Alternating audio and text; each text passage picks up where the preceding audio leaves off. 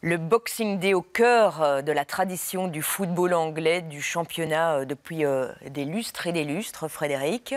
1860, ça a démarré en 1860 et ce jour est un jour férié depuis 1871. C'est la fête du foot? Ben oui, c'est presque la naissance du foot avec ça, non? Il me Exactement. semble. Ben, c'est le pays des traditions, et donc quand on est dans le pays des traditions qui a inventé le football, imaginez ce que ça donne quand il y a même des traditions qui viennent d'ailleurs, telle cette fête de Noël. Donc voilà, moi je n'ai jamais remarqué une grande différence par rapport à l'aspect familial, parce que je trouve qu'en Angleterre, quels que soient les matchs où vous allez, il y a des femmes, il y a des enfants, dans les stades, moins maintenant, puisque les stades sont envahis par les touristes qui viennent de très très loin. Et c'est bien pour ça que cette tradition qui est quand même réservée aux vrais supporters, c'est là quand même qu'on retrouve le plus la vraie ambiance du foot anglais. Vous avez des souvenirs précis de ce moment? C'est vrai qu'on joue quasi tous les jours durant les fêtes, hein, à ce moment-là de la saison, et donc des souvenirs un peu piquants? Ben, de matchs, non, parce qu'on en fait tellement que je ne me souviens pas vraiment des matchs, mais je me souviens de voyages. Par exemple, une fois, je devais aller à Newcastle, et Philippe Albert était passé les fêtes là-bas, puisqu'il y a joué longtemps, il a encore des amis, donc j'allais le retrouver. L'avion, à l'époque, la seule liaison, et peut-être encore même maintenant, ça partait d'Anvers.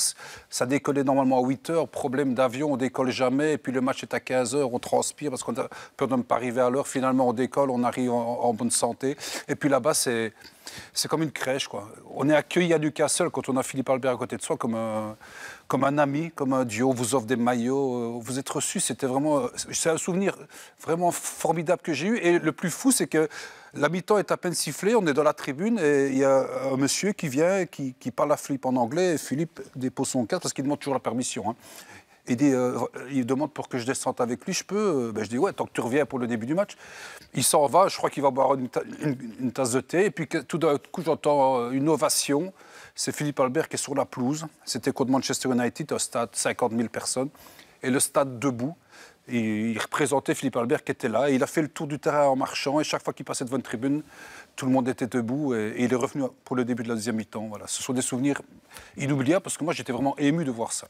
Plus que jamais, dans ces moments-là, en Angleterre, on a nos yeux d'enfants qui pétillent. Absolument, absolument. C'est ça le football. Vous avez insisté sur le côté familial, c'est vrai. Toutes les familles sont au rendez-vous, dans les stades, devant leurs écrans.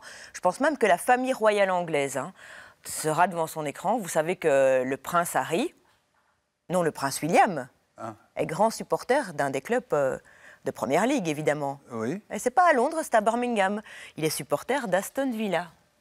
Et donc il sera comme nous, comme vous tous, certainement, au rendez-vous. Vous serez en commentaire. Il aura un bonnet couleur Aston Villa, parce que c'est là que la première fois de ma vie que j'ai vu des bonnets de Père Noël autres que rouge. Parce que dans tous les clubs, c'est aux couleurs locales, évidemment. Eh bien, vous serez aux commentaires, Frédéric. Nous serons tous devant nos écrans à vous suivre, ici même dans ce studio. Et sans doute que le prince William sera chez lui, à Buckingham, devant son écran aussi.